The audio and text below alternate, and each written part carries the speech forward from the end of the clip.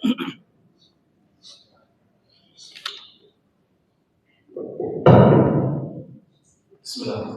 Assalamualaikum warahmatullahi wabarakatuh.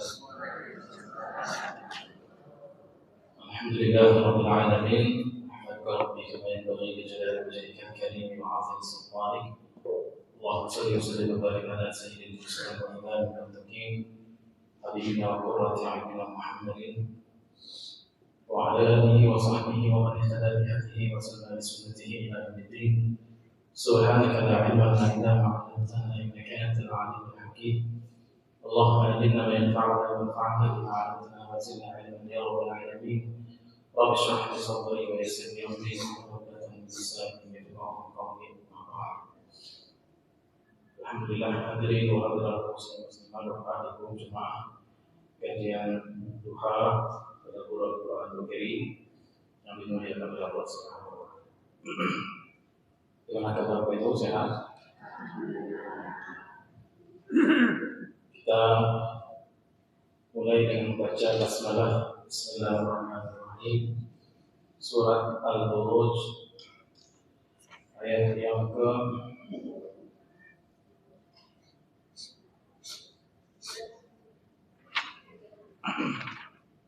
ayat ke-8 ya. Baik. Kita review sedikit, kita ulang sedikit kaji. Sebelumnya kita baca dulu surat Al-Fatihah secara bersama-sama. Fatihah saja ya, berikutnya kita baca langsung di terus. A'udzu billahi minasy syaithanir rajim.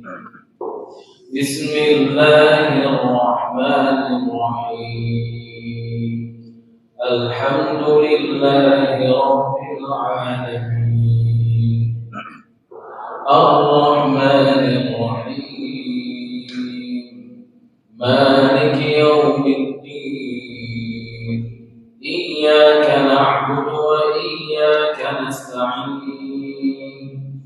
Ihdinas siratal mustaqim.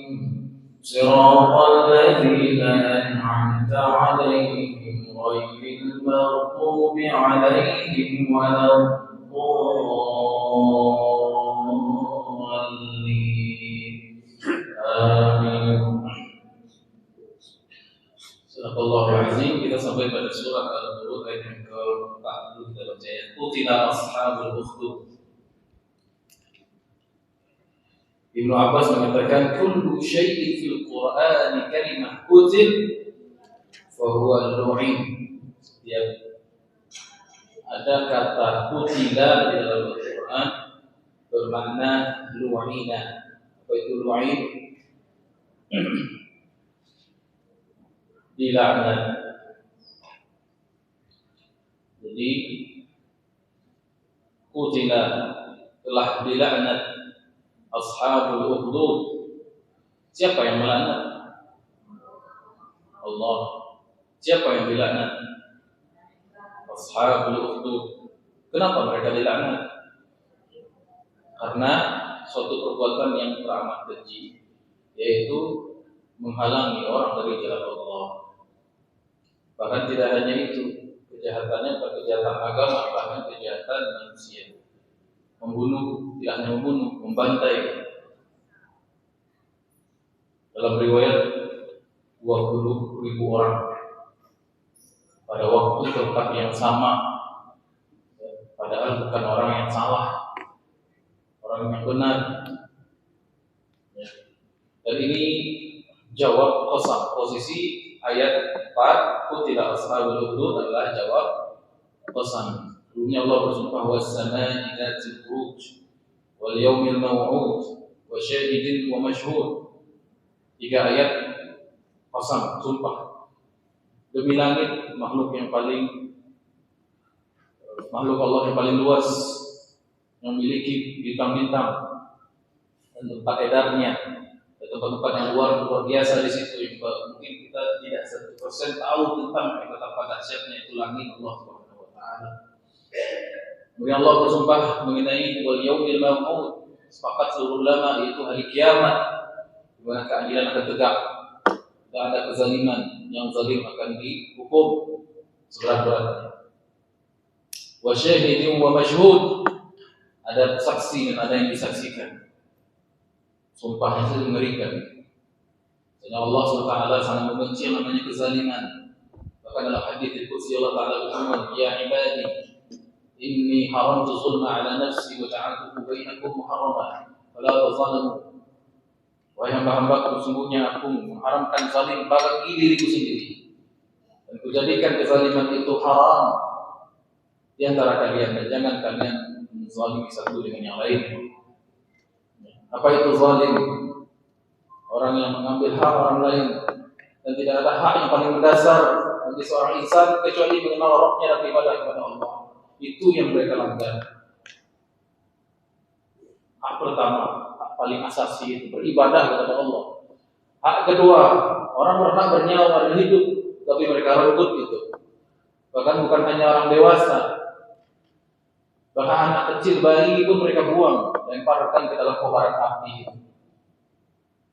Jadi ashabul ukhdud sengaja memang di dalam Al-Quran jarang nama pelaku disebutkan, dan disebutkan siapa pelakunya di sini. Allah cuma bilang pembuat atau pemilik parit. Dan kebanyakan dosa dalam Al-Quran tidak disebutkan nama, bahkan Fir'aun bukan nama. Itu simbol kekuasaan. Artinya apa? Substansinya.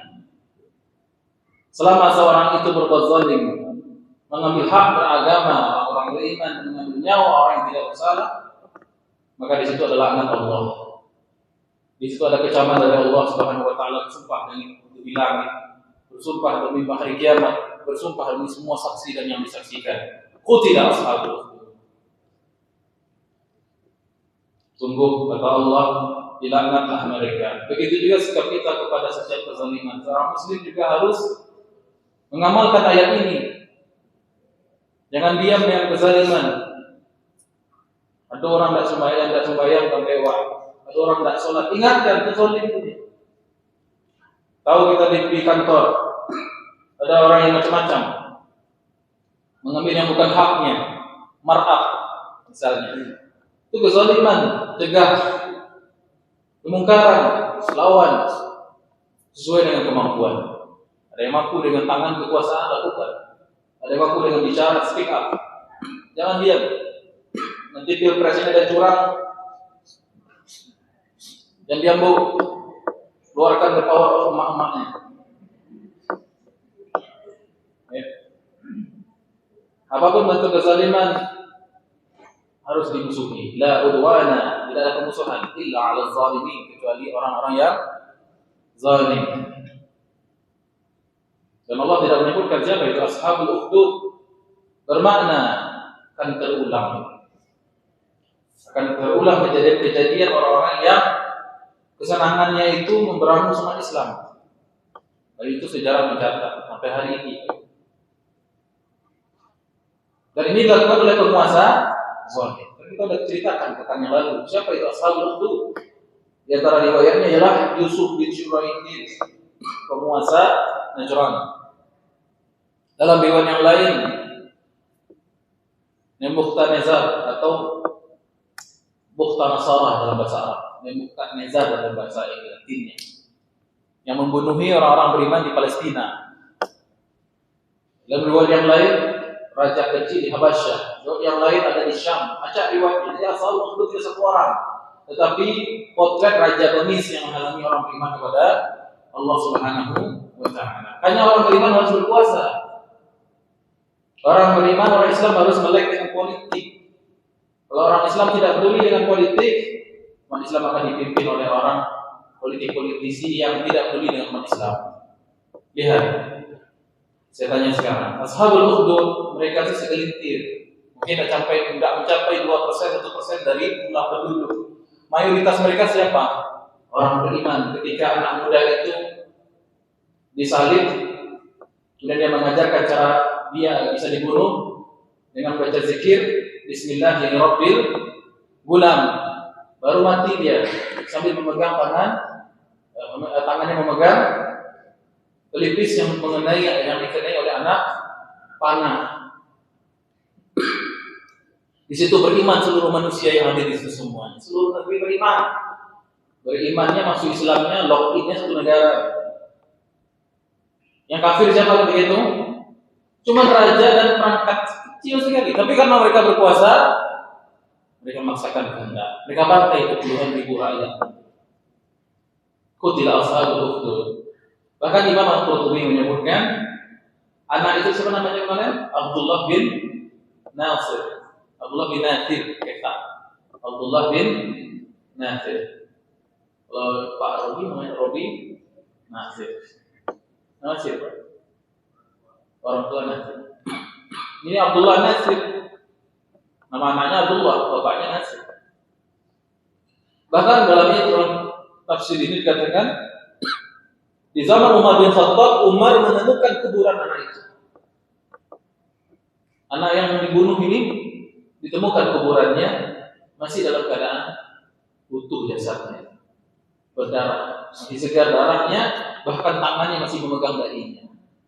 Begitulah dia dikuburkan di zaman Umar bin Khattab. Karena kejadian ini tidak lama dari kejadian lahirnya nubuwah atau munculnya nubuwah, itu 40 tahun dari kelahiran Rasulullah SAW.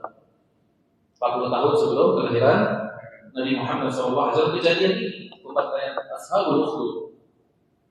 Baik. Qutila ashabul ukhdud. Kalau orang melaknat belum tentu kena laknat. Tapi kalau yang melaknat itu Allah, kalau Allah melaknat orang misalnya celaka saja, belum tentu celaka. Tapi kalau lafaz laknat itu datang dari yang memiliki rahmat, dari yang memiliki laknat, maka pasti qutila ashabul ukhdud. Baik. Maka seorang muslim, seorang mukmin kata Nabi bukanlah pelaknat. Mukmin itu bukan la'an, kata Nabi. Seorang mukmin, seorang muslim itu bukan orang yang suka melaknat, kecuali orang yang zalim pada orang Islam dan Islam. Sebab itu ada namanya dalam syariat qunut nazilah. Apa itu qunut nazilah?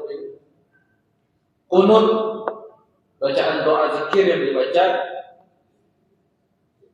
pada sholat subuh atau di akhir rakaat setiap sholat fardu, ketika kaum muslimin diganggu, dizalimi oleh orang lain, maka itulah saatnya melaknat. Ya Allah laknat fulan, ya Allah laknat fulan dan lain sebagainya. Itulah ajaran Nabi Muhammad SAW menunjukkan kita dan kezaliman itu berseberangan. Qutila ashabul ukhdud. Siapa itu ashabul ukhdud? An-nari dzatul waqud, yang memiliki waqud. Waqud di sini maknanya adalah bakal kotor. Ya kayu, maksudnya api yang tinggi, api yang menggelora, api yang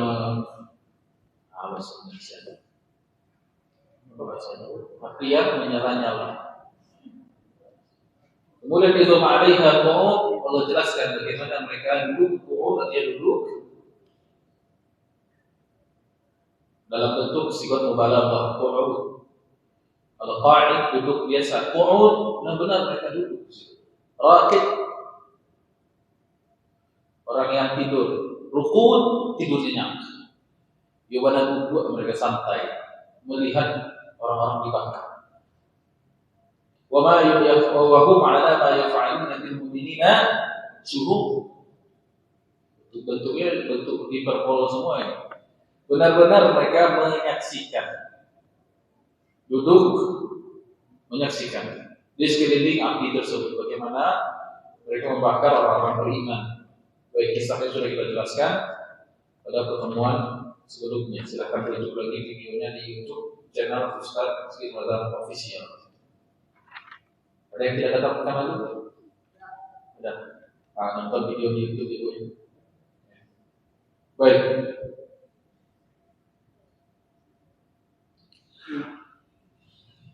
Jadi kalimat qutila ashabul ukhdud menunjukkan bahwasanya orang yang zalim jauh dari rahmat Allah Subhanahu wa taala. Laknat maknanya dijauhkan dari rahmat Allah Subhanahu wa taala. Baik. Wa ma naqamu minhum, Wa ma naqamu minhum, tidaklah mereka mengazab orang-orang beriman itu. Tidak ada alasan sebenarnya mereka mengazab itu, illa kecuali ayyuminu billahi al-azizil hamid. Tidak ada alasan, tidak ada perkara kejahatan yang menyebabkan mereka dihukum diazab illa mari itu menafikan. Tidak ada satupun alasan yang benar sehingga mereka layak untuk dihukum mati, dibakar. Illa kecuali ayyuminu billahi al-azizil hamid, karena mereka beriman kepada Allah yang Maha Perkasa lagi Maha Terpuji. Jadi kalau ini kan ini bahasa tingkat tinggi ini. Ayat 8 ini bahasanya itu tingkat tinggi. Dalam sastra Arab itu disebut dengan ilmu balaghah. Lebih presisi lagi, ini gaya bahasa takkilul madhi yushbihu zam. Takkilul madhi yushbihu zam. Memuji sesuatu tapi seakan-akan merendahkan. Jadi misalnya yang datang setelah illa kecuali itu biasanya masuk kepada yang dikecualikan, kan gitu ya. Tidaklah dia dihukum si fulan, dihukum dengan hukuman yang lama, tidak ada kasusnya kecuali hanya karena dia mencuri seekor ayam. Mencuri itu termasuk kriminal atau tidak? Termasuk itu ya. Berarti maksud kalimat ini dia gara-gara melakukan perbuatan mencuri yang remeh seekor ayam, dia dihukum sekian tahun. Itu masih logis loh, pengecualian yang masih masuk ke dalam yang dikecualikan. Karena mencuri termasuk kriminal, apapun alasannya, apapun yang dicuri, curi besar yang termasuk kriminal. Tetapi apabila al-mustasna minhu, yang dikecualikan itu di luar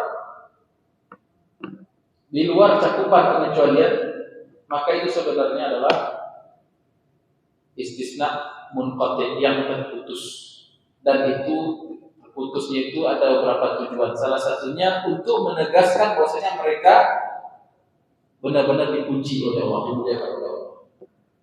Halo, nyambung nggak nih? Agak payah. Baik. Saya ngasih contoh sering begini. Ibu punya anak gadis. Anak gadis itu kok dilamar seorang laki-laki. Tetapi laki-laki ini punya semua standar laki-laki yang idaman.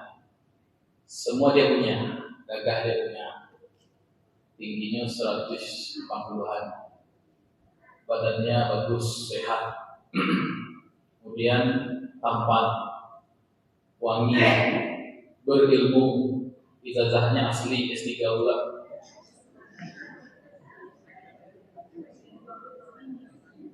Iya, ijazah asli masalah. Kemudian kayu dulu. Kalau kemudian dia mengatakan saya tertarik dan cinta dengan bapak anak itu, saya lamar. Tapi bapak itu menolak. Enggak, jujur. Maka ada orang mengatakan tidaklah laki-laki ditolak kecuali karena dia gagah, kaya, soleh. Maka 3 alasan tadi itu termasuk sebuah alasan yang pantas seseorang ditolak atau enggak? Di luar, kecuali begini, tidaklah dia tolak kecuali karena satu hal, dia pembohong, kecuali dia miskin. Berarti miskin termasuk komponen yang seringnya menjadi alasan seorang ditolak. Begitu. Tetapi karena dia tidak ada aib, justru semua yang dia miliki itu kelebihan-kelebihan. Ketika ada orang mengungkapkan, ini nggak ada di bahasa kita kayaknya. Tak tidur tadi, yushbihu zam ini nggak ada. Pola bahasa ini rasanya nggak ada. atau ada tapi jarang dipakai. Tidaklah laki-laki ini ditolak lamarannya kecuali karena dia terlalu soleh, terlalu kaya, dan terlalu tampan. Berarti orang ini benar-benar soleh, benar-benar kaya, benar-benar tampan, dan tak pantas sama sekali dia ditolak. Justru kalimat ini memuji orang, membela orang ini, dan merendahkan orang yang menolak. Itu maksudnya. Itulah dipakai bahasa di ayat 8 ini. Wa ma naqamu minhum, tidaklah mereka itu menyiksa orang beriman kecuali karena apa? Mereka beriman kepada Allah. Apakah beriman kepada Allah Al-Aziz, Al-Hamid menjadi alasan dibenarkan seorang itu dibunuh? Tidak. Berarti di sini ada pedang bermata dua. Pertama, Allah memuji orang beriman yang mati syahid. Allah menghinakan orang yang bunuh mereka tanpa alasan yang hak. Sampai di sini. Itu maksudnya ta'kidul madhi yusbihuz zam. Ini rasanya cuma ada di bahasa Arab. Jadi bisa satu kalimat Allah menyerang dua, atau Allah menargetkan dua sisi. Yang pertama menyanjung orang beriman yang mati syahid. Yang kedua Allah menghinakan orang yang membunuh orang beriman. Wa ma naqamu minhum, tidaklah mereka mengazab. Naqama maknanya azab. Tidaklah mereka mengazab orang-orang beriman itu kecuali karena mereka beriman kepada Allah. Apakah iman kepada Allah orang yang baik, orang yang soleh itu menjadi dasar orang yang dibunuh? Tentu tidak. Nah, itulah tingginya bahasa Quran. Baik. Apakah bahasa tadi itu? Ta'kidul madhi ma yushbihuz zam.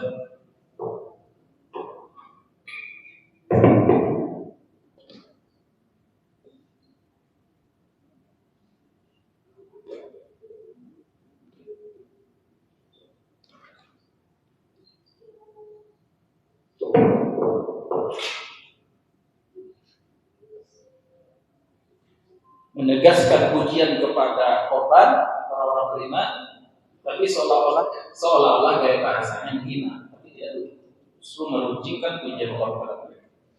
Baik. Kemudian jadi dari ayat ini kita paham satu, bahwasanya kebebasan beragama itu hak semua orang. Kebebasan beragama itu hak semua orang. Bahkan Sultan Islam, Kerajaan Islam, Khilafah Islam, pemerintahan Islam sejak zaman Nabi Muhammad SAW memberikan kebebasan beragama walaupun bukan orang Islam.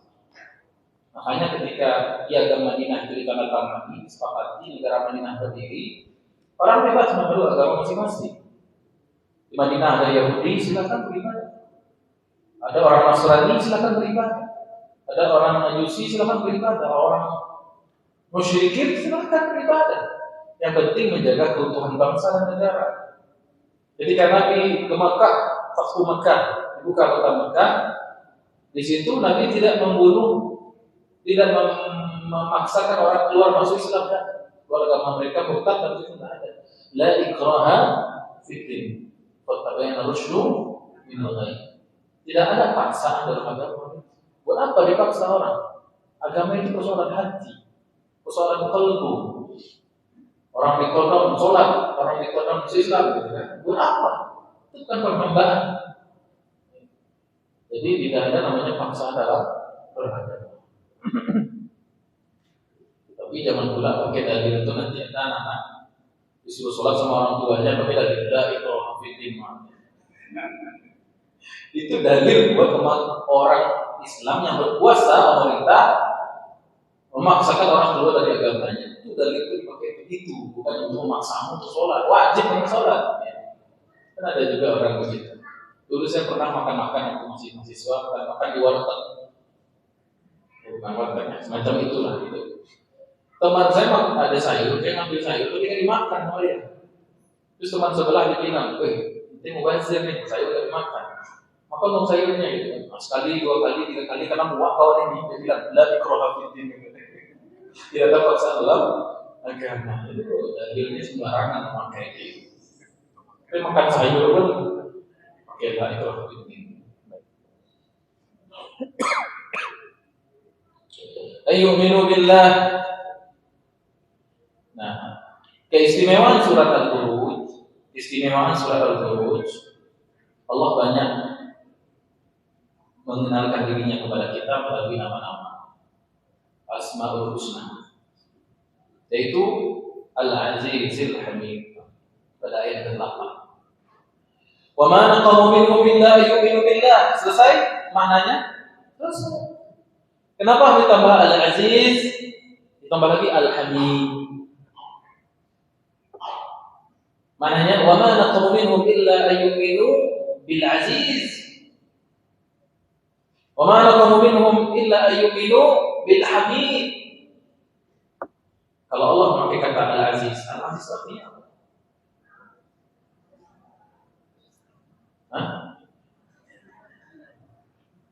Yang maha berkuasa dan tidak ada yang menghalangi, tidak ada yang melemahkan Allah. Itu makna Al-Aziz. Jadi Allah itu maha tangguh, maha kuat, maha memiliki iradah yang tidak ada satupun yang menghalangi. Itu makna Al-Aziz. Jadi kalau Allah bilang Allah memakai kata Al-Aziz, biasanya itu ayatnya untuk mengencam atau mengancam orang kafir. Wa ma naqamu minhum, tidaklah mereka mengazab orang-orang beriman disebabkan karena mereka beriman kepada Allah yang Al-Aziz, yang siap menghukum mereka dan tidak ada yang menghalangi.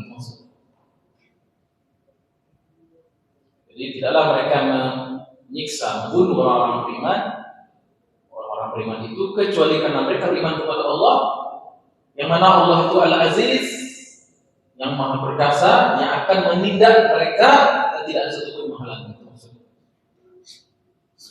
Al-Hamid untuk orang beriman, Al-Aziz untuk orang kafir, Al-Hamid untuk orang beriman.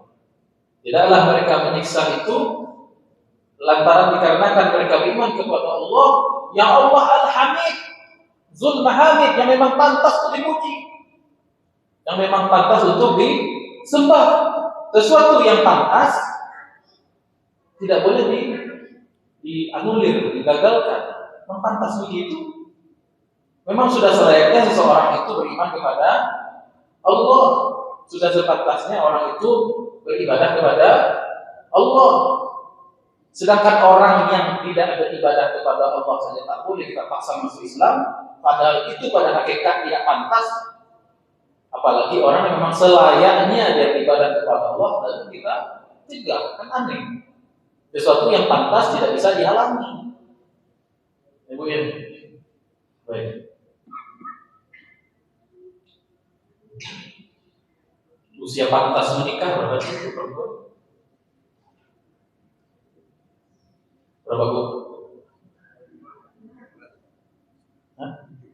17? Bapak dulu nikah, istrinya umur berapa? Mohon maaf. Istri Bapak dulu pas menikahin Bapak 28. Oh iya, pantas. Jadi kalau sesuatu yang sudah pantas menikah kita halangi bakal aneh. Pantasnya kalau jam 12 jam 1 itu ngapain? Makan siang. Kalau dia menghalangi, ganjil, itu aneh. Sudah sesuatu yang pantas, tapi kalau dihalang-halangi itu bakal aneh. Yang menghalangi sesuatu yang pantas itu yang tidak pantas. Itu maksudnya. Baik, sudah sepantasnya kita beribadah kepada Al-Hamid yang Maha Terpuji, yang memiliki segala bentuk puji-pujian secara mutlak. Tapi bagi orang kafir tidak. Bagi mereka itu sesuatu yang harus dihalang-halangi. Itu orang beribadah kepada Allah Subhanahu wa taala. Baik, siapa itu Allah? Pertama Allah mengenalkan dirinya Al-Aziz, yang maha berkuasa, yang tidak ada yang mampu menghalangi kehendak dan keinginannya. Al-Hamid, yang memiliki segala puji-pujian, maha terpuji. Siapa itu Al-Aziz Al-Hamid? Wallah, siapa itu Allah? Allazi lahu mulkus samawati wal ardh.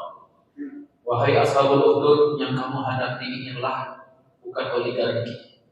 Yang kamu hadapi ini bukan raksasa republik ini. Yang kamu hadapi itu Rabbul Alamin, Allah semesta. Jadi makanya ada orang tidak takut dengan apa namanya. Kenapa itu alasan kenapa para nabi, orang soleh itu dalam berjuang nggak takut namanya makhluk, karena dia punya bos, maha bos, yaitu la allazi lahu mulkus samawati wal ardh. Dialah yang memiliki kerajaan semua langit dan bumi. Baik. Di semua kekuasaan itu ada masanya. Semua kekuasaan ada daya yang terbatas. Semua kekuasaan sifatnya nisbi, karena itu adalah dengan izin Allah. Tapi kekuasaan Allah tidak ada kekuasaan di atas itu. Yang umurnya azali, yang kemampuannya tidak terbatas, yang pengetahuannya siang dan malam. La ta'khudhuhu sinatun wa la naum. Yang Allah sendiri tidak tidur dan tidak pernah tidur, ngantuk pun tidak. Hayyul Qayyum, Allah yang terus-menerus hidup. Ya. Jadi bagaimana Allah mengenalkan dirinya dalam Al-Quran itu sering begini, sesuai dengan fitrah manusia. Kita bisa respect sama orang, seringnya kita bisa respect sama orang kalau dia punya apa, kan begitu. Kita bisa respect sama orang, hormat sama orang, makin segan sama orang ketika kita tahu dia punya apa. Kalau kita tahu seorang itu tak punya apa-apa, dan tadinya kita hormat, dia lebih kiri apa, kurang respect jadinya. Tapi setelah walaupun tampilannya bagus nih, rapi, berjas, ternyata tabungannya cuma ratusan ribu gitu ya. Kalau tampilannya rapi, wangi, ganteng, tapi pas buka kita lihat saldonya, ATM pun minta maaf sama dia. Maaf, saldo Anda tidak. HP gagah, tapi ketika dipakai buat telepon, minta maaf loh gitu ya. Mohon maaf, saldo Anda tidak.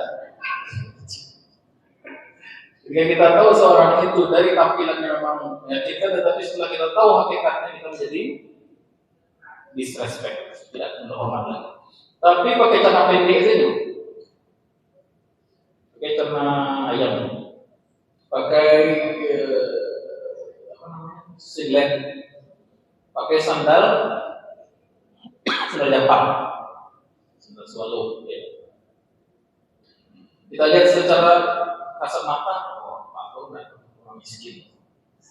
Sampai kita tahu dia mengeluarkan kunci mobil, dia mobilnya Alphard yang terbaru. Setelah tahu dia punya apa-apa, baru naik respect kita. Nah, itu memang fitrahnya begitu manusia. Ya. Ustaz ini kalau dipanggil nama aja tak malu. Tapi kalau ada doktor, itu lain nanya nanti. Ya. Apalagi dia, udahlah, saya nggak mau nyinggung politik ya. Sudahlah. Nah, bagaimana cara Allah meyakinkan kita agar keagungan Allah itu masuk ke dalam qalbu kita, sedangkan kalimatnya sudah begini, allazi lahu mulkus samawati wal ardh. Siapa Allah yang memiliki kerajaan semua langit dan bumi? Kalau disebut as-samawati wal ardh, itu maknanya yang memiliki alam semesta seluruhnya. Yang wajah izin tidak punya Allah. Yang menaungi awak, langit pun punya Allah. Dia dikelilingi awak dengan rahmat dan nikmat dari Allah. Sombong berkait kepada Allah.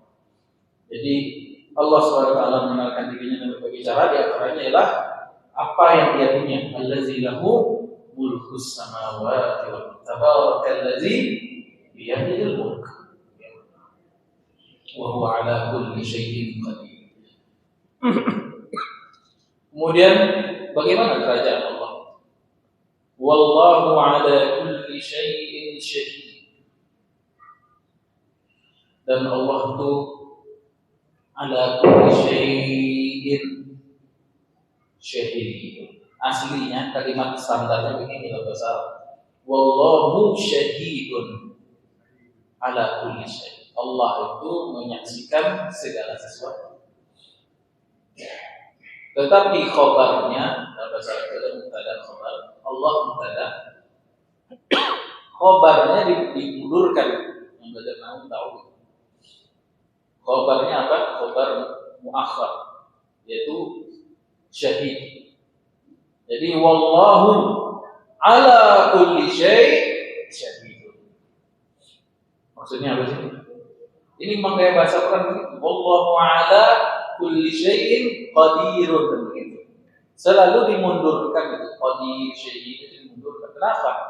Agar di kepala kita ada tasawwur, ada gambaran. Apa itu ala kulli syai'? Apa itu ala kulli syai'? Coba tulis baik. Apa saja yang kita tahu dari benda-benda dan makhluk, coba tulis di sana.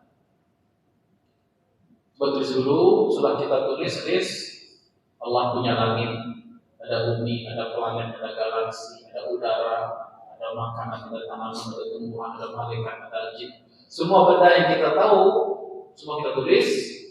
Itulah ala kulli syai', segala sesuatu. Beritanya apa? Syahid. Yang dulu, yang sekarang, yang lampau, surga, neraka, kufar, orang kafir, orang beriman, yang tersembunyi, yang nampak, yang dalam hati, yang terpikirkan di lintasan pikiran, burung-burung yang ada di atas, ikan-ikan di lautan, ikan yang sedang bertelur, ayam yang sedang bertelur, semua kejadian, tulislah semuanya itu. Ala kulli syai'in, segala sesuatu qadirun. Allah Maha mampu semua. Artinya semuanya di tangan Allah. Makanya dimajukan jar majrurnya ala kulli syai'in, khabarnya bukan muakhar.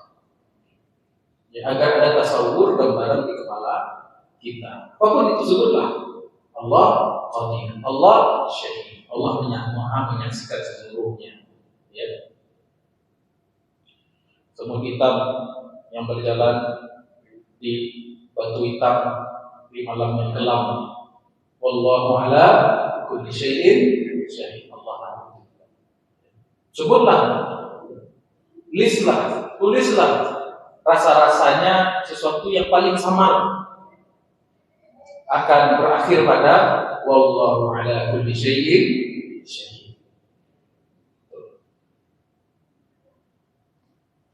Tujuan apa tujuan? Saya terpaksa harus segera menerjemahkan bahasa Minang ke bahasa Indonesia langsung, karena subscribernya ini dari Indonesia, nah hanya Minang aja. Bapak ada bahasa Inggris kalian Ustaz? Ibu cuma mungkin repot dulu. Baik, jadi apa tujuan Allah itu? Supaya kita mengenalkan dirinya dengan nama tentu mengandung sifat. Kemudian apa tujuan Allah menarasikan kekuasaannya? Allazi lahu mulku samawati wal ardi wallahu ala kulli syai'in. Allah Maha menyaksikan segala sesuatu, Allah saksikan. Apa tujuannya, Bu? Agar masuk nama kebesaran sifat Allah dalam kalbu kita, mencegah kita berbuat zalim sebagaimana ashabul belum naik pun ada api koruptor. Itu tidak masuk di orang-orang yang zalim. Kebesaran Allah itu tidak masuk. Quran itu tidak masuk lagi. Maka dengan mudahnya dia jahat sama orang. Skala kecil atau skala besar. Saya tanya sama mereka, apakah sia-sia Allah mengenalkan dirinya? Ayyuminu billahi al-azizil hamid, wa namanya allazi lahu mulku samawati wal ardi. Ada maksud atau sia-sia begitu saja ayat ini? Tentu ada maksud. Apa maksudnya? Kalau Allah mengenalkan dirinya, tujuannya agar kita kenal dengan Dia. Kalau kita kenal dengan Dia, kita tahu cara beretika. Kita tahu cara bermuamalah dengan Dia. Baik. Wallahu ala kulli syai'in syahid. Nah, kalau Allah sudah mensifatkan dirinya syahid, kita ingat ayat sebelumnya apa? Ayat sebelumnya apa? Disumpah itu ayat yang ketiga. Masih ingat? Wa syahidin wa masyhud. Makanya tafsir yang paling tepat syahid pada ayat itu adalah wallah. Was-sama'i zatil buruj wal yawmil maw'ud wa syahidin wa masyhud. Siapa afdhalus syuhada? Siapa yang saksi yang paling benar? Allah. Ya. Dalilnya apa? Ayat yang ke-9. Wallahu ala kulli syai'in syahid. Cukuplah Allah sebagai saksi. Ya. Makanya jangan sedih apabila kehilangan. Jangan tidak happy kalau tidak ada yang menyaksikan perjuangan kita. Wallahu ala kulli syai'in syahid. Cukuplah Allah menjadi saksi. Ya. Dialah orang yang memuji, dialah orang meremehkan, dialah orang merendahkan. Ya. Tetapi selama Tuhan kita Allah, maka tidak ada yang luput bagi Allah. Bagi orang beriman ayat ini tasbih hiburan, bagi orang kafir ayat ini hukuman ancaman. Kalau kita bilang wallahu ala kulli syai'in syahid, Allah menyaksikan perbuatan kamu loh, bagi orang yang curang. Itu ancaman atau hiburan? Ancaman. Tapi kalau orang itu berprestasi, tapi kita orang tidak tahu banyak prestasi dia, murid itu, atau teman kita kerja di kantor, dia banyak hebatnya, kelebihannya, tapi orang tak respect sama dia. Kita bilang, wallahu ala kulli syai'in syahid, Allah Tuhan menyaksikan segala sesuatu termasuk perbuatanmu. Itu hiburan atau ancaman? Hiburan. Maka ayat Quran itu senantiasa punya sifat. Yang pertama, menghibur orang-orang beriman. Yang kedua, sekaligus menjadi ancaman bagi orang kafir. Kalau saya dulu, alhamdulillah ya, sekolah saya itu bagus nilai terus. Nilai saya itu kontak 8, 9, jarang, nggak hampir ada 7 gitu. Waktu sekolahnya. Kok nggak sombong dong, Pak? Nggak omesis gitu. Dia tahu gitu. Maksudnya begini loh. Kenapa sih saya dari dulu tuh heran-heran? Kenapa kawan-kawan itu panik? Sebagai kawan-kawan itu panik kalau ada ujian, ada pengawas gitu. Ada peraturan kok orang tuh takut gitu.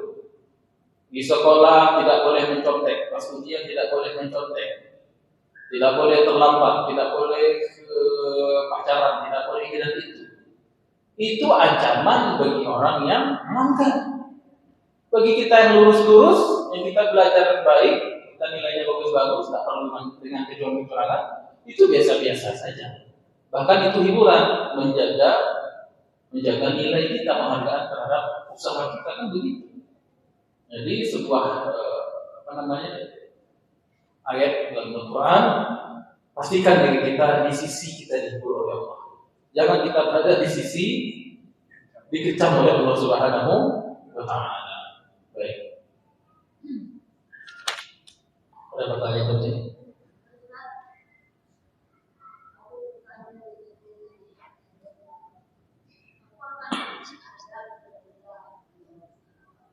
Tidak terdengar begini.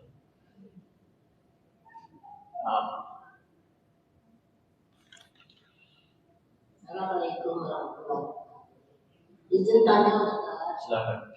Ini Ustaz kan mengenai ayat apa ini? Dan mereka menyiksa orang-orang yang tidak hanya karena beriman kepada Allah, yang tidak atau yang beriman kepada Allah yang diazabnya. Yang diazab yang beriman kepada Allah. Nah, gimana itu caranya Ustaz sampai itu? Bisa kena apakah gitu? Iya, ada terus. Nanti gimana caranya kita menghadapi yang kayak gini? Baik, bagus. Jadi dari ayat-ayat ini kita tahu ada satu jenis kekufuran. Salah satu tabiat orang kafir. Salah satu tabiat kekufuran itu ialah tidak senang dengan orang beriman. Jadi walaupun tidak semua orang kafir itu memiliki derajat-derajat. Ada kafir yang dia hanya sebatas tidak mau masuk Islam, tapi masih menghargai orang Islam. Ada orang kafir yang dia mulai cenderung senang sama Islam, tapi tidak mau syahadat. Ada yang begitu kan? Pokoknya respect lah sama Islam. Sama Islam hebat. Islam itu ajarannya luar biasa. Tapi kenapa nggak masuk Islam? Tak dulu. Nah, kan yang begitu. Jadi kafir-kafir yang hampir login Islam, yang nyari-nyari masuk Islam. Ada kafir yang netral saja. Oh, Islam itu agama sebagaimana agama yang lain, sama aja. Dan saya juga tidak mempermasalahkan dalam beragama apapun. Tidak kafirnya kafir tengah-tengah tuh. Tapi ada kafir yang punya sifat sudah dia kafir benci pula dengan Islam. Ada lagi lebih parah dari itu, sudahlah benci, dia melakukan tindakan-tindakan untuk menghancurkan Islam. Berarti kafir itu udah rojat, kafir itu udah rokat, punya tingkatan.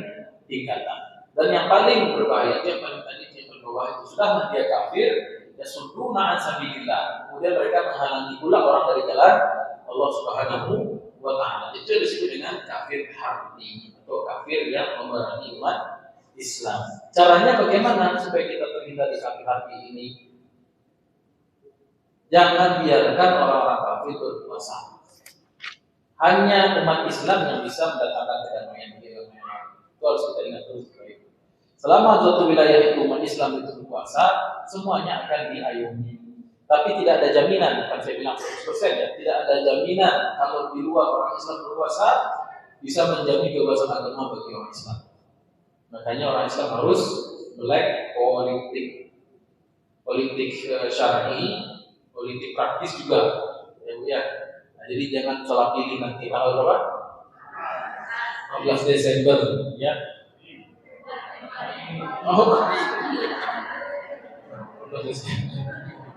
Kalau Desember itu hari kelahiran abangnya yang 14 Februari, hari apa tuh? Nah, makanya hari apa?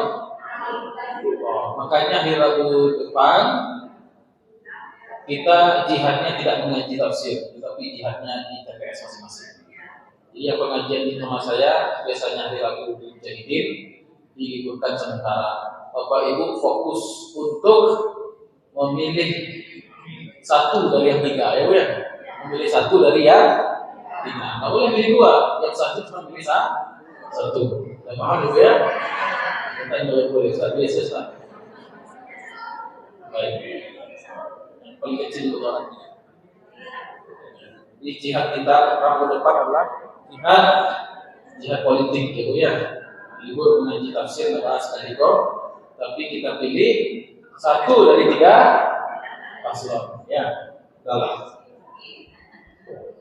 Semoga Indonesia mendapatkan pemimpin yang soleh.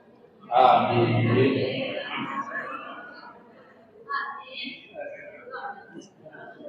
Sampai mana tadi ini?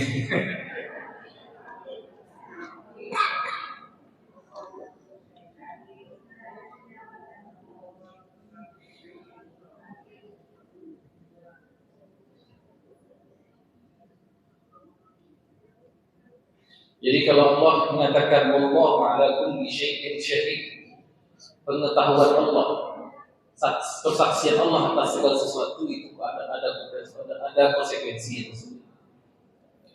Kalau Allah mengatakan dirinya khabirun dalam Al-Quran atau alimun, atau Allah mengatakan syahidun, maknanya itu berdekatan.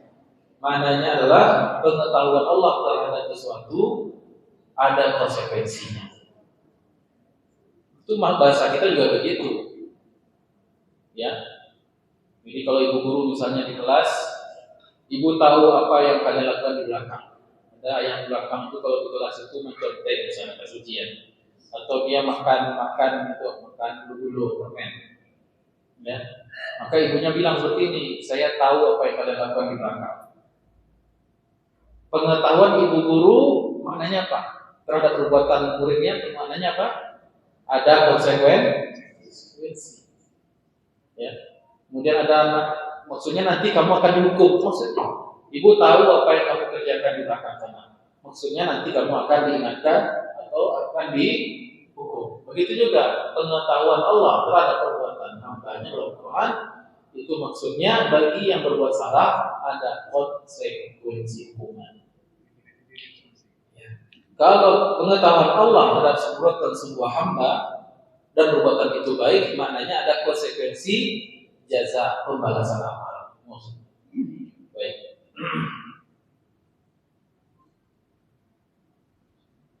Kita lanjut ayat yang ke.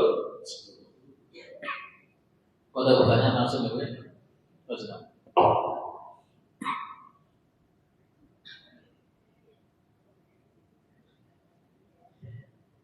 Terima kasih Pak Ustaz. Ini sangat luar biasa menariknya. Ketika kita memahami ayat ini, Allah Maha menyaksikan segala sesuatu.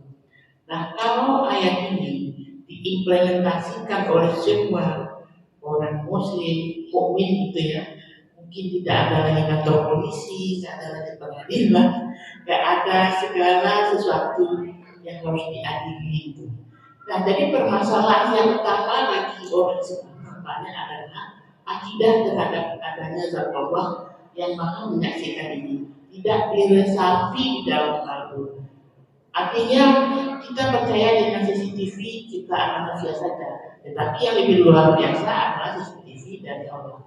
Pertanyaan saya adalah bagaimana caranya agar zat Allah itu betul-betul diresapi oleh setiap insan yang beragama Islam, sehingga ketika dia berkata kepada sesuatu, mengerjakan sesuatu, dia akan ingat selalu pada zat Allah. Karena nyatanya kita lihat orang yang berruqyah, yang bergelar haji itu melakukan perbuatan yang melanggar hukum.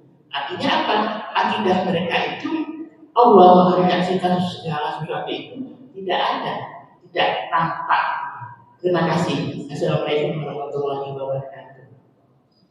Assalamualaikum warahmatullahi wabarakatuh. Pertanyaan itu selalu bagus ya.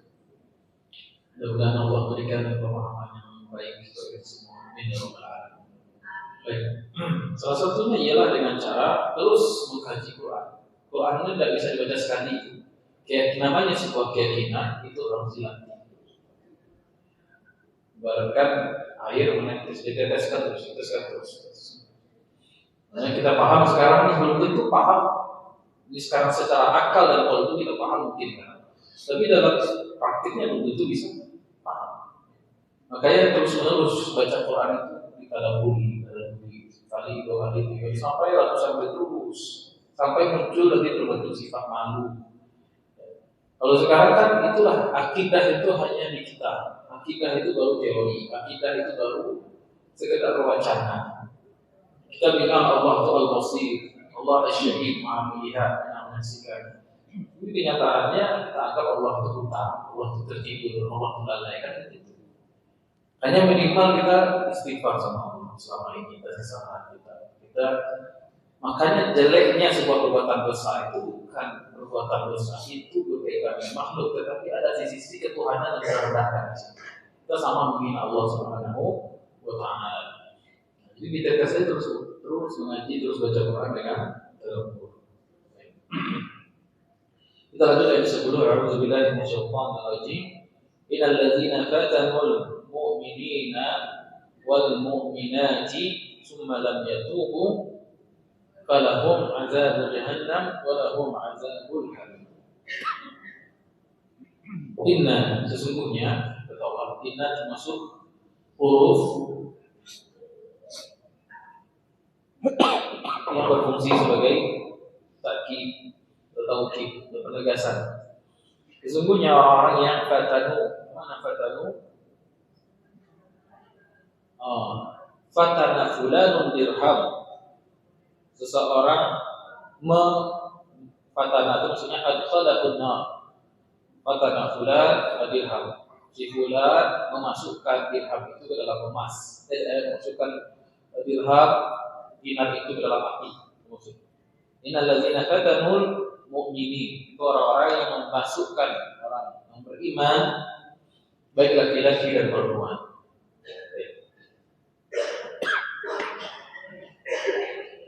Kenapa kalau disebutkan al-mu'minin?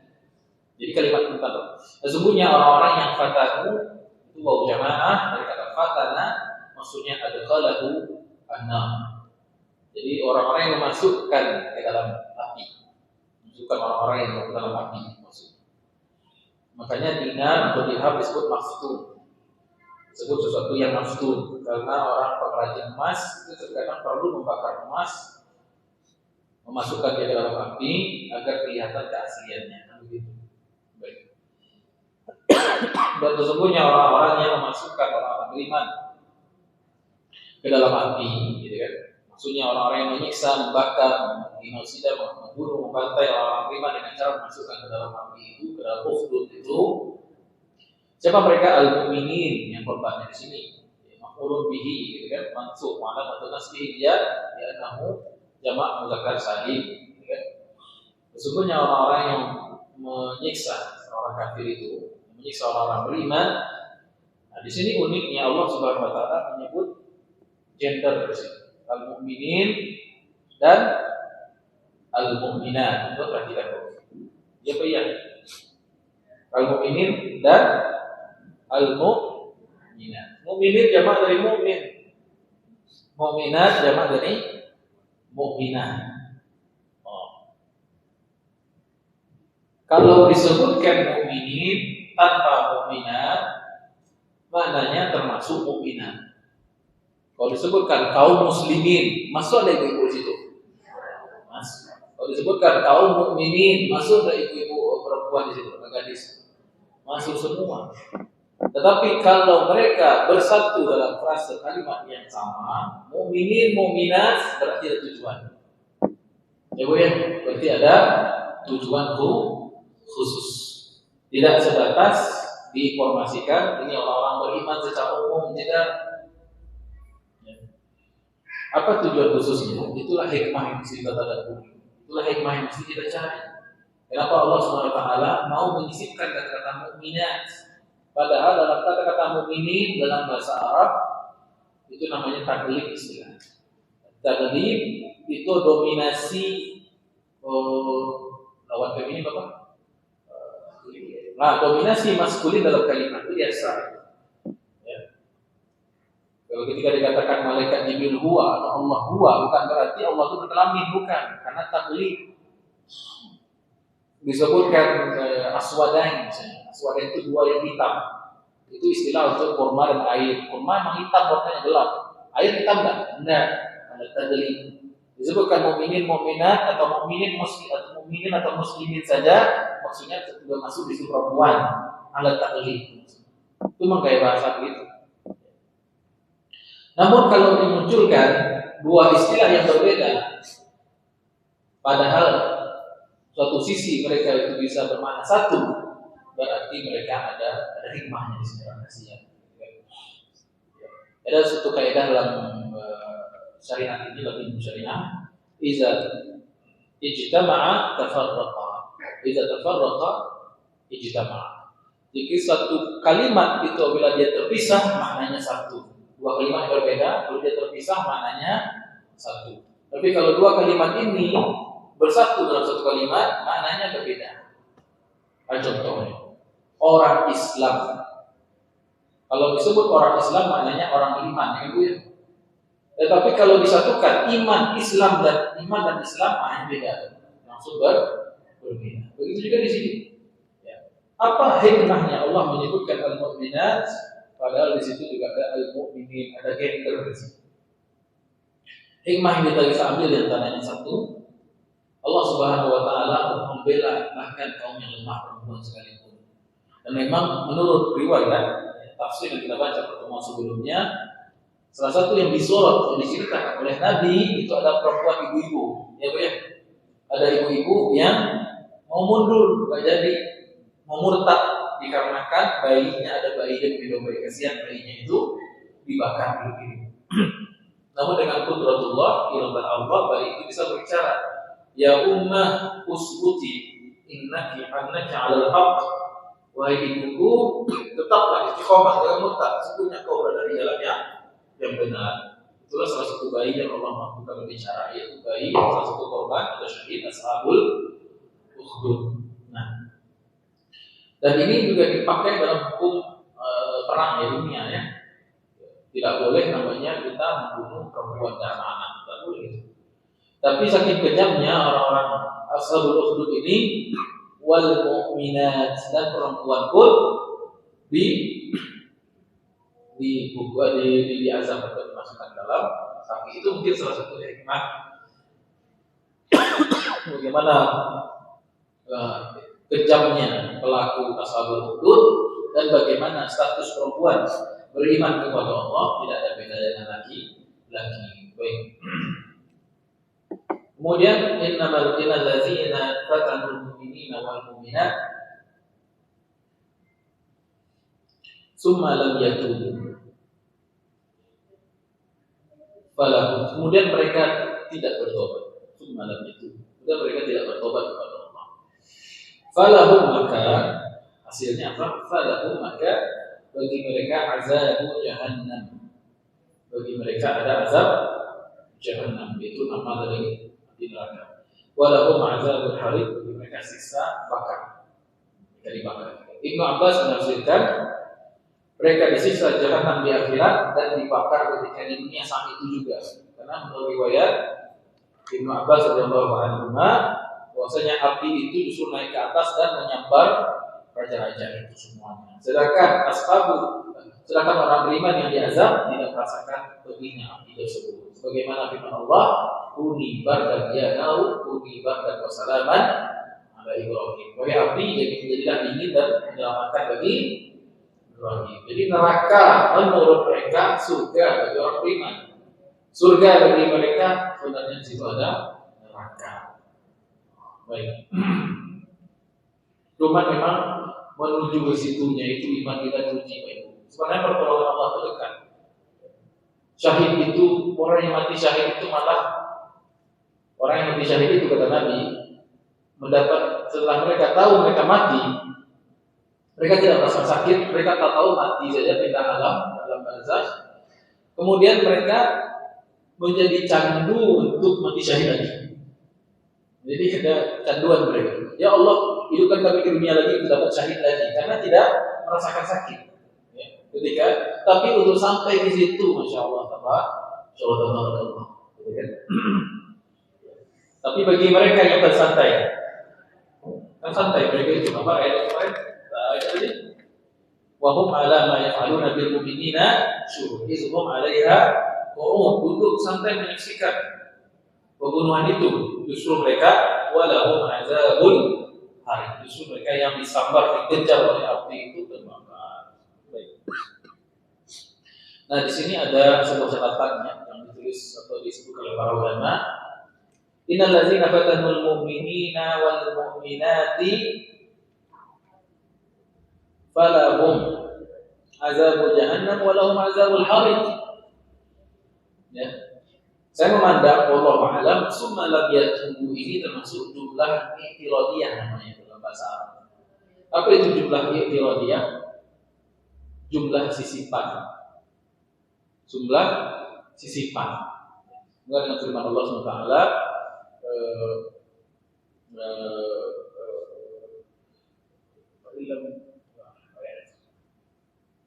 surah Al-Baqarah awal itu. Lupa saya. Fa in lam taf'alu wa lan taf'alu. Maka apabila kamu tidak mampu wa lan taf'alu, dan kamu sesungguhnya tidak akan mampu. Nah, wa lan taf'alu itu jumlah sisipan. Maksud sisipan itu gimana sih? Jika kamu kan kata Allah, wad'u syuhada'akum min dunillahi kuntum shadiqin. Kalau kamu benar, datangkanlah saksi-saksi, datangkan ayat surat semisal Al-Quran. Fa idza taf'alu, kalau kamu tidak melakukan itu, wa lan taf'alu, sesungguhnya kamu tak akan mampu. Nah, itu juga sisipan. Nah, saya menyangka Allah Ta'ala ilmu indallah, ini juga sisipan. Maksudnya begini, innal ladzina fatanul mu'minina wal mu'minat, bagi orang-orang yang telah nyata membunuh, membantai orang-orang beriman tadi, laki-laki perempuan, falahum azabul jahannam. Begitu aja sebenarnya hukum asalnya begitu. Orang yang berbuat kriminal, orang yang jahat itu dihukum oleh Allah Subhanahu wa taala. Tapi karena kemahamurahan Allah, Maha penerima taubat, masuklah ayat summa lam yatubu. Kemudian kalau mereka tidak bertobat, barulah dihukum. Maknanya apa, Pak? Sebesar apapun dosa kita, kesalahan kita, maksiat kita, kalau kita bertobat kepada Allah, maka tidak ada azab jahannam, tidak ada azab harik.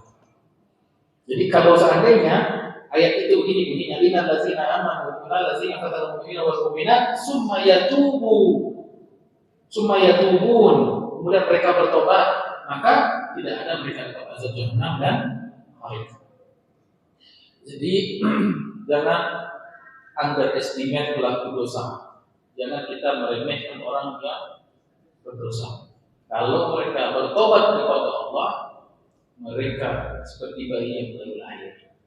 Itulah kemahamurahan ampunan Allah Subhanahu wa Ta'ala. Di saat sekecil-kecilnya mereka membantai, masih Allah sisipkan sebuah kalimat, ada celah untuk mendapatkan rahmat dari Allah. Sehebat-hebatnya kamu berbuat dosa, kata Allah seolah-olah, tapi hatimu ingin bertobat kepada Allah dan bertobat, maka tidak ada itu semua. Azab itu baru datang bagi mereka. Siapa azab ini baru datang bagi siapa? Bagi yang lam yatubu, bagi mereka yang belum atau tidak bertobat. Bagi yang bertobat tidak.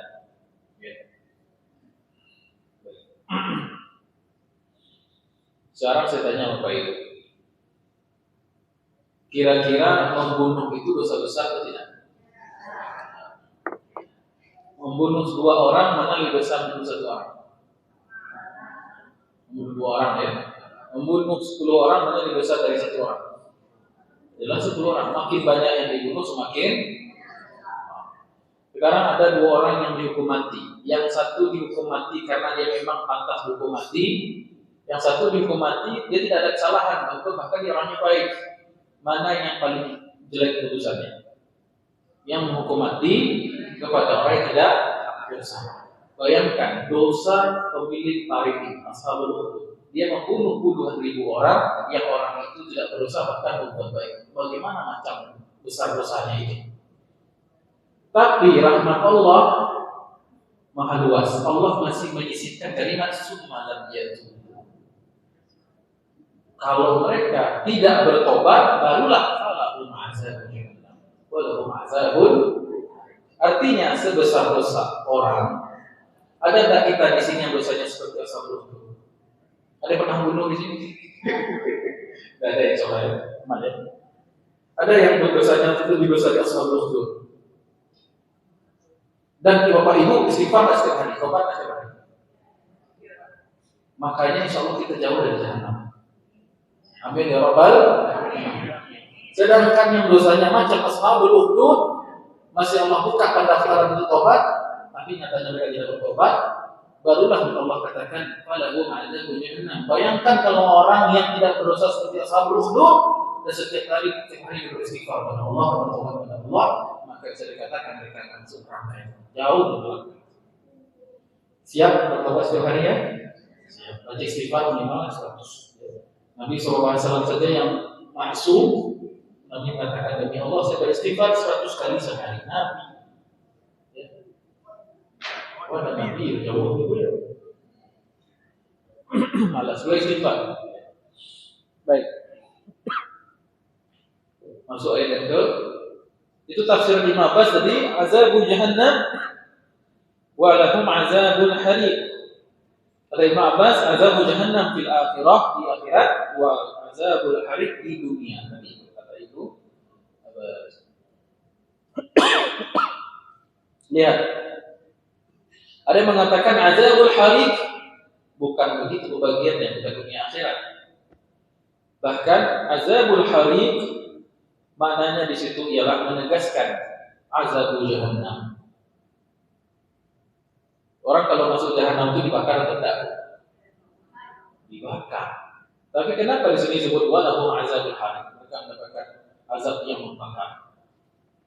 Untuk menegaskan bahwasanya hukuman mereka itu sebenarnya setimpal dengan apa yang mereka perbuat. Apa perbuatan mereka? Membakar orang lain, maka dibalas oleh Allah dengan membakar. Itu disebut dengan qisas. Makanya para ulama fikih, orang yang dikisos itu sesuai dengan cara dia membunuh korbannya. Ya, sebagian ulama mazhab mengatakan orang yang dikisos itu sama dengan cara dia membunuh korbannya. Ya, misalnya dia membunuh dengan racun, obat tikus, maka dia dikisos juga dengan racun obat tikus. Kalau dia membunuh 10 tusuk pisau berkarat, ya, psikopat ini, maka dia dibunuh juga dengan 10 kali pisau yang sama. Itu hukuman qisas namanya, setara dengan cara dia membunuh. Ya. Kecuali Imam Abu Hanifah mazhab Abu Hanifah enggak. Semua kisos tidak dikisos dengan cara yang sama dia bunuh, tetapi hanya dihukum pancung. Jadi dalam mazhab Abu Hanifah ini paling lunak dalam masalah kisos. Kalau tiga mazhab enggak, dia bunuh dengan cara apa dia bunuh itu dibunuh, bukan takui orang bunuh. Ya. Kalau dia membunuh orangnya itu dengan cara yang keji, maka dibunuh juga dengan cara yang sama. Tapi dalam mazhab Abu Hanifah enggak. Kalau seorang itu bunuh bicara dengan cara ditusuk misalnya atau dimutilasi, tidak, dia dibunuh dengan cara dipancung saja. Ya, karena Nabi SAW bersabda, wa ahsinul qitlah, dan baguskan cara kamu membunuh. Itu termasuk cara ihsan dalam membunuh, itu pancung saja. Itu sudah masuk sedikit persoalan fikih jinayah, fikih ini. Lanjut. Kemudian ada yang mengatakan al-hariq itu ismun min asma'i jahannam. Hariq itu sebenarnya nama dari nama neraka. Sebagaimana jahannam juga nama, itu juga al-hariq, saqar dan lain sebagainya nama dari nama neraka. Kemudian walahu ma'azabul hariq. Ada lagi tafsir yang lebih detail. Maksudnya mereka akan dimasukkan ke neraka jahanam, lalu mereka disiksa dengan dua macam siksaan. Jadi neraka jahanam itu punya ciri khas. Neraka jahanam punya dua lembah. Lembah yang pertama, lembah yang berisi api yang sangat panas. Lembah yang kedua, lembah zamharir, lembah dingin, sangat-sangat dingin. Jadi mereka akan diazab pertama kali di zamharir. Setelah mereka diazab di dingin yang menusuk, dingin yang mematikan, kemudian mereka diambil lalu diazab di api yang panas. Jadi dua azab langsung di jahanam.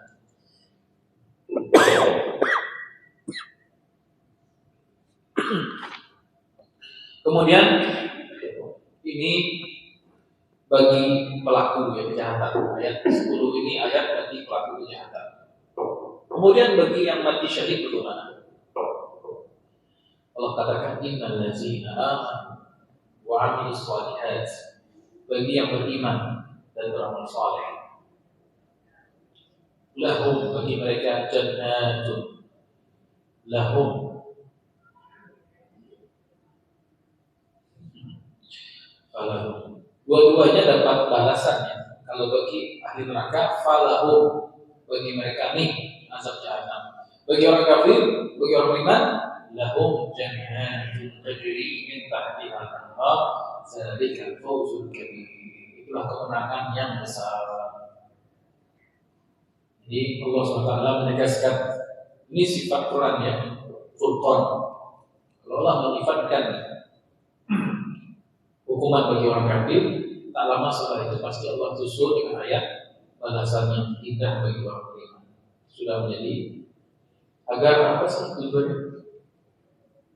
Kenapa tuh neraka itu selalu berdampingan dengan surga? Kan gitu kan? Ini kan jahanam langsung dibalas dengan ayat berikutnya jannat. Kan gitu. Sebelumnya ada azab jahanam wa azab harir, kemudian langsung ditimpali tajri min tahtihal anhar, dzalikal fawzul. Kenapa selalu didekatkan itu antara kebatilan dan hak? Didekatkan antara neraka dan surga. Kenapa selalu dekat? Golongan yang dimukai Allah, golongan yang dicintai Allah. Kenapa tujuan didekatkan? Supaya jelas antara hitam dan putih, hitam dan setelah jelas, maka tinggal pilih kita mau yang ini. Tujuannya. Jadi gaya bahasa Al-Quran, penempatan cara pembahasannya itu memang tujuannya agar kita sebagai manusia memilih mau jalan yang mana, jalan harir, azabul harir, atau jalan jannah kita jadi minta jalan. Baik, jalan masuk neraka jahanam adalah dengan jalan kezaliman. Sedangkan jalan masuk tajri minta jalan jannah, jalan keimanan dan amal soleh. Sesungguhnya orang-orang yang beriman kepada Allah, lalu dengan imannya itu mereka beramal saleh. Ini dua kata yang selalu beriringan dalam Quran, iman dan amal soleh. Tidak ada arti iman kalau tidak diimplementasikan. Tidak ada arti amal soleh kalau tidak dasar yakin kepada Allah. Itu dua sisi mata uang. Apabila satu sisi mata uang tak ada nilainya uangnya. Jadi iman tanpa amal nonsense. Amal kebaikan tanpa iman nothing. Ya, baiknya orang itu santun lah akhlaknya, rajin dia sedekah, tapi dia tidak beriman kepada Allah, seperti debu yang berada di atas batu kering, datang angin hilang. Karena dia tidak mengakui Allah sebagai Rabb-nya. Ya. Baik. Begitu juga orang yang cuman lip service, aku beriman kok kepada Allah, tapi sembahyang tidak, sholat tidak, puasa Ramadan tidak, haji umroh balik, maka imannya iman apa namanya? Iman palsu gitu ya. Wa minan nasi may yaqulu amanna billahi wal yawmil akhir wa ma hum mu'minin. Sebagian orang itu cuma ngomong iman, tapi tidak ada penerapannya. Baik. Kemudian innal ladzina amanu wa 'amilus shalihati lahum, bagi mereka apa? Jannat. Jannat jamak dari jannah. Jannah secara bahasa artinya taman atau kebun secara bahasa. Yang ramai dengan tanaman-tanaman ramah, kita sebut dengan jannah. Tetapi jannah dalam bahasa Al-Quran kalau sudah berkaitan dengan pembahasan, maknanya adalah puncak kenikmatan yang bisa dirasakan manusia di kampung akhirat, tempat kembali. Innal muttaqina mafaza, tempat orang-orang yang menang. Itu disebut dengan jannah. Jadi surga itu adalah lokasi. Ada luas yang arduha samawati wal ardh, arduha samawati wal ardh, muiddat lil muttaqin. Ada luasannya, ada tempatnya, bukan khayalan. Kalau ahlu sunnah wal jamaah berpendapat bahwa surga dan neraka itu sudah ada, dan itu tempat yang real dinikmati secara lahiriah dan batiniah. Berbeda dengan pandangan Mu'tazilah, bahwasanya surga itu adalah nikmat ruhani. Surga dan neraka itu adalah balasan jasadi dan rohani. Itu sebagaimana di dunia kita punya jasad ya, punya rohani. Begitu juga pembahasan di akhirat, ada jasad dan ada rohani. Jannat, banyak surga. Surga memang bertingkat-tingkat, berdarajat. Ada 8 tingkatan surga ya. Paling tinggi dan yang paling bagus adalah Al-Firdaus. Baik. Sesungguhnya orang yang beriman, memang ini ayatnya umum ya. Sesungguhnya orang beriman beramal saleh akan mendapatkan surga. Ayatnya umum, tapi kalau kita kaitkan ke konteks ayat, cerita ayat ini asal itu maknanya apa? Sesungguhnya orang-orang yang beriman dikala ujian itu datang, lalu mereka tetap beramal saleh, meskipun berat situasi ketika itu, lahum, maka bagi mereka sah kepemilikan kerajaan surga, puncak kenikmatan di akhirat. Tajri min tahtihal anhar, mengalir di bawahnya sungai-sungai. Para ulama menyebutkan ini ayat sering terulang dalam saya. Jadi tajri min tahtiha al-anhar. Al-anhar jamak dari nahar, artinya sungai. Anhar sungai-sungai. Sungai mengalir di bawahnya. Para ulama membahas kenapa ayat di dalam Al-Quran kalau sudah membahas surga itu tak lepas dari air yang mengalir.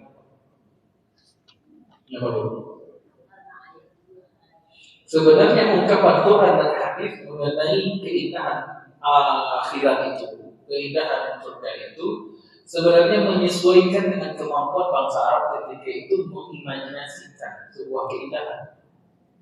Ya. Bagi orang Arab di zaman itu, Tidak ada pemandangan, tidak ada situasi, kondisi yang lebih indah daripada hijau-hijau, hijauan-hijauan, kebun dan hanya air di situ. Karena mereka sulit air, bukan kurang sulit air, bukan ya.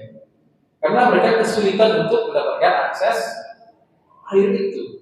Jadi dalam imajinasi bangsa Arab ketika itu, kalau ada tempat yang hijau, berarti ada sumber kehidupan, ada air mengalir, berarti terjamin kehidupan mereka.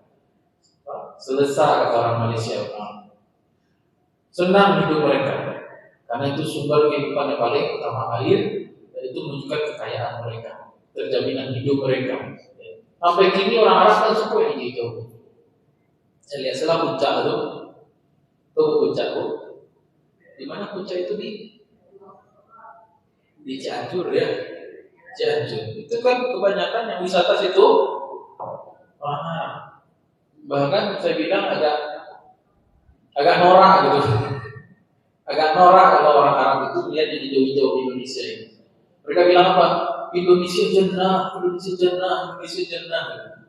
Indonesia ini surga. Diajak jalan-jalan teman baca orang Arab jalan ke turun lahan panjangnya Solo ya. Itu jannah, masya Allah. Itu surga bagi mereka. Jadi maknanya apa di sini? Ketika Allah memberikan ungkapan tadi ini, lahum jannatun tajri min tahtiha al-anhar, surga itu sangat-sangatlah indah itu. Sangat-sangatlah indah menurut perasaan dan emosi bangsa Arab ketika itu mendengar kalimat tajri min tahtiha al-anhar. Tapi kalau kita orang Indonesia, sungai itu biasa saja, hijau-hijau itu biasa saja. Maka cukuplah dengan hadis yang lain. Surga itu apa kata Nabi? Mala ainun wala uzunun sami'at ainun sesuatu yang tidak pernah dipandang mata dan tidak pernah terdengar oleh audio telinga kita. Wala yakturu fi badi ayyi insan ayyi bashar, tidak pernah bisa diimajinasikan oleh imajinasi pikiran manusia. Itulah keindahan, beyond imagination. Itulah bahasa hadisnya ya. Mala ainun ra'at wala uzunun sami'at wala yakturu fi badi ayyi basharin. Tidak pernah terpandang oleh mata, tidak pernah didengar oleh telinga, dan tidak bisa diimajinasikan oleh akal yang memiliki IQ setinggi apapun. Itulah keindahan surga. Baik. Kemudian para ulama sering menafsirkan tajri min tahtiha al-anhar, maksudnya min ma'in ghairi asin, air yang sejuk tawar, wa min labanin, itu sungai-sungai yang ada di surga, itu sungai air yang sejuk, sungai susu, min labanin lam yataghayyar ta'amuhu, ini surat Muhammad ya. Wa min khamrin lazatin lisyaribin, dan ada sungai khamar yang enak diminum oleh orang minum. Wa anharun min asalin musaffa, dan ada sungai-sungai yang terdiri atas aliran madu. Ya. Zalikal fawzul kabir, itulah kemenangan yang besar. Jadi tidak semua kemenangan di mata Allah di dunia nampak seperti kemenangan. Terkadang kemenangan itu tidak seperti yang kita bayangkan. Makanya hati-hati mendefinisikan sukses. Orang sukses itu kalau ditanya, saya bisa sukses, kalau sukses anak apa ya? Saya pikir anaknya itu habis Quran, ulama gitu kan. Ternyata baru terima PNS, terlalu rendah dimensi suksesnya. Ada nggak PNS masuk neraka? Kalau Ustaz langsung iya, begitu juga habis Quran belum tentu. Habis Quran masuk surga. Jadi sukses itu kalau kaki kita nanti sudah menginjak surga, itu sukses. Baru sukses itu Pak. Kalau di dunia ini masih usaha itu sukses. Jadi kata Allah, "Dzalikal fawzul 'azim." Sekarang kalau secara zahirnya orang-orang yang dibunuh, dibantai puluhan ribu orang itu oleh raja yang zalim itu, mereka menderita atau sukses secara zahir? Menderita lah secara zahir. Orang Palestina yang mati syahid itu secara zahir mereka teraniaya, terhina, atau orang yang menang? Teraniaya, zahir bohong. Kalau boleh tak boleh. Secara zahir. Tetapi yang kata kita secara zahir itu salah. Kata Allah itu orang-orang yang menang. Nah, jadi secara zahir mereka dibantai, secara hakikat dalam ilmu Allah mereka orang-orang yang faizun. Al-fauz kemenangan, orangnya disebut dengan faiz, al-faizun. Orang yang menang. Ya. Jadi jangan sampai kita tertipu dengan definisi sukses. Definisi inilah salah. Raih itu. Maka ketika sampai di titik kesuksesan yang kita maksud, ternyata kegagalan. Itu masalah kan. Qul hal nunabbiukum bil akhsarina a'malan alladzina dhalla sa'yuhum fi hayatid dunya wa yahsabuna annahum yuhsinuna sun'a. Dia menyangka sukses padahal gagal begitu. Ya. Nah, jadi hati-hati dalam mendefinisikan sesuatu. Ketika kita salah mendefinisikan sesuatu, kita berjalan ke arah situ, ketika sampai kita gagal, usaha habis, umur habis, harta habis, ternyata bukan sukses. Ya. Apalagi sukses yang digembar-gemborkan oleh orang-orang MLM. Ya. Sukses itu kalau berfoto di Menara Eiffel. Nah, ini salah betul gitu. Penyesatan apa? Foto di Ka'bah itu kan sukses, orang sukses. Fir'aun kan begitu, salah mendefinisikan sukses. Fir'aun menurut Fir'aun, sukses itu bisa berjaya menjadi raja sekian periode kan. Ada yang bisa menjegal dia, memakzulkan dia, mengkudeta dia. Itu definisi sukses menurut Fir'aun. Laknatullah alaih. Ternyata mereka dia adalah orang yang paling gatot atau total. Yang sukses itu adalah yang ikut Nabi Musa alaihi salam. Inna tatayyarna bikum, kata penduduk Antioquia ketika didakwai oleh para rasul, 3 orang rasul, inna tatayyarna bikum, la illam tantahu lanarjumannakum wa la yamassannakum min azabun. Gara-gara kamu para dai ini, para ustaz ini, gara-gara kamu para rasul, kami ini sial. Mereka menganggap kesialan kesuksesan itu gara-gara dakwah Islam. Apa kata Rasul? Jawabannya? Qalu, ayatnya sampai sembuh. Qalu ta'irukum ma'akum ma'idzukirtum. Sesungguhnya kesialan itu ada pada kamu yang menolak Islam. Jadi kalau salah kita menetapkan mana yang sial dan mana yang untung, sukses dan gagal, lalu kita raih itu ternyata salah. Ini yang paling sial. Sampai sini ada pertanyaan lagi? Wah, insya Allah tanya lagi. Rajin ibu nanya. Siapa kamu? Dari mana? Lahir kamu. Ini baru saja saya mau nanya lagi tentang tobat tadi. Dan ada seseorang, ini kasus benar terjadi, dia merampas hak orang lain, tapi hak orang lain itu adalah salah sendiri. Ketika kita ingatkan, ibu itu kan hak saudara ibu, saya aja. Saya kan mau ke Mekah, nanti saya nangis-nangis di depan Ka'bah, diampuni Allah katanya. Jadi saya agak tercengang-cengang juga dengan kata-kata beliau. Dan hubungannya kata Ustaz tadi, Allah itu memberi ampunan maghfirah. Bagaimana Ustaz memandang tobat yang dilakukan di depan Ka'bah, tetapi dia sudah menyadari bahwa dia melakukan perbuatan salah. Jadi saya menganggap ini tobat yang direncanakan, yang latar belakangi perbuatan salah. Itu pertama. Yang kedua, definisi sukses. Definisi sukses secara kita pengajian ini apabila diimplementasi dalam keseharian itu sangat luar biasa sekali perbedaannya. Ya, kalau sukses sebuah keluarga, anak-anak kerja di bank, anak-anak dapat pendidikan S3, kemudian NIKAH berlimpah. Nah, bagaimana kita mengimplementasikan semangat sukses yang menurut akidah Islam ini kepada masyarakat, kepada keluarga kecil, sehingga mereka betul-betul tertanam hatinya bahwa sukses itu tidak seperti yang mereka alami, Terima kasih Ustaz.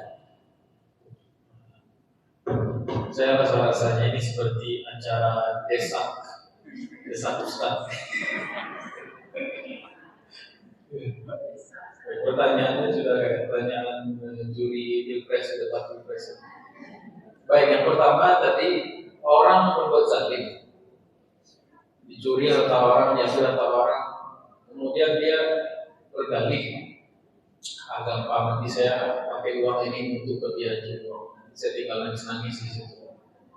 Dia lupa bahwasanya taubat itu ada dua macam. Taubat itu ada dua macam, dua kategori. Taubat atas dosa yang berkaitan hak Allah, ya, dan taubat yang berkaitan mengenai hak sesama hamba Allah. Kalau tobat dari perbuatan yang mengambil atau melanggar hak Allah, memang kita perlu bertobat saja. Ya, bertobat tiga ya, rukunnya. Pertama menyesal, tidak mengulangi lagi, dan melepaskan perbuatan itu. Tiga rukun yang berupa ulama. Cukup tiga ini kalau berkaitan tentang hak Allah. Kecuali nanti ada pembahasan dia mengkodok puasa, mengkodok sholat, berbagai pembahasan fikih gitu ya. Tapi jelas kalau pelanggaran yang dosa itu berkaitan dengan hak Allah, memang itu dia bertobat. Tidak ada kaitan dengan orang lain. Tapi jenis tobat yang kedua, apabila berkaitan dengan hak manusia, walaupun dia nangis depan Ka'bah sampai berdarah-darah, ampuni saya ya Allah, kita lebih baik dari terima sama Allah. Tidak bisa. Ya. Apalagi dia pergi haji atau umroh itu dia bisa sholat depan Ka'bah itu pakai orang yang dia zalimi. Apa hukumnya beribadah dengan harta haram? Apa hukumnya? Ada hukumnya. Dua pendapat ulama. Pendapat yang pertama, ibadahnya sah tetapi tidak ada pahala, justru dia berdosa. Sah saja. Sah tapi tidak berpahala, ada dosa yang mencuri. Pendapat yang kedua, ibadahnya tidak sah. Ya. Misalnya ibu sekolah ibu pakai lain, mencuri tilakon bahasa mukena ya. Apa hukumnya orang sholat dengan mukena curian? Sholat dengan mukena curian. Sebagai ulama katakan sholatnya sah tapi tidak ada pahala sholat. Gugur kewajiban saja. Tapi sebagai ulama tidak ada ibadahnya tidak sah, tidak gugur kewajiban dan dia akan berdosa.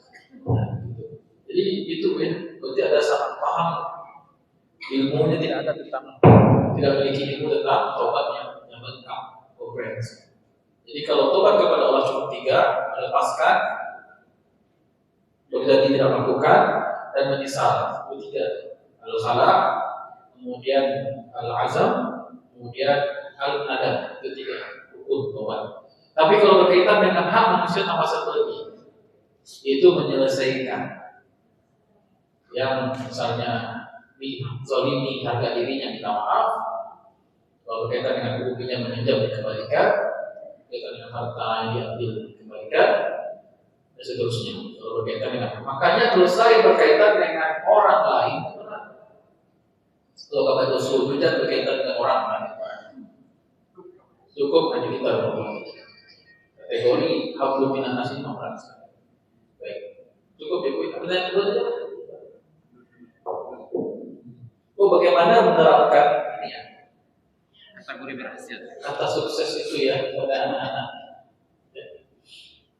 Bukan terlarang ya, yang maksud saya tadi itu bukan sinis PNS, sinis mah Ustaz. Oh gitu. Jangan sampai definisi kita itu tidak selesai. Bukan berarti saya melarang orang jadi PNS, mampu jadi PNS.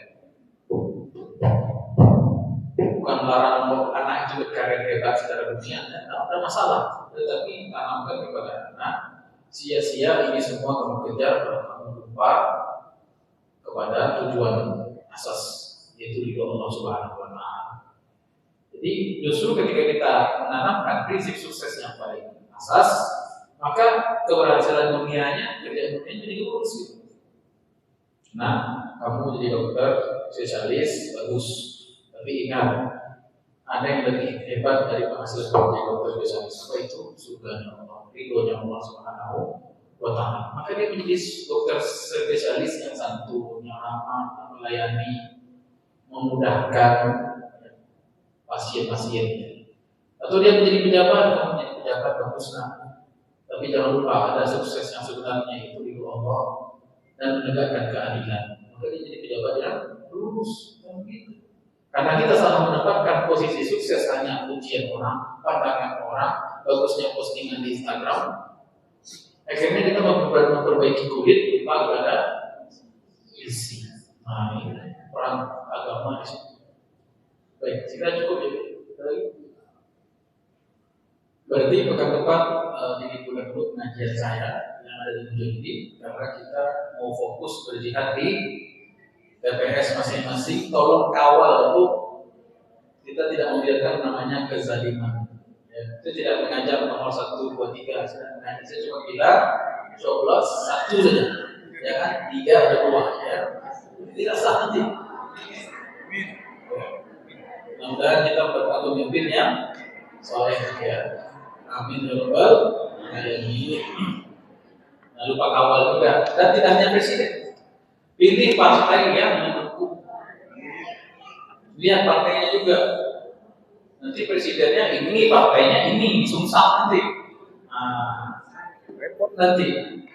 Dan senada mereka. Kalau di musik itu sumbang dia, fales nanti. Jadi presidennya dicocokkan dengan partai pendukung. Nah, partai pendukung itu ada 2 tipe.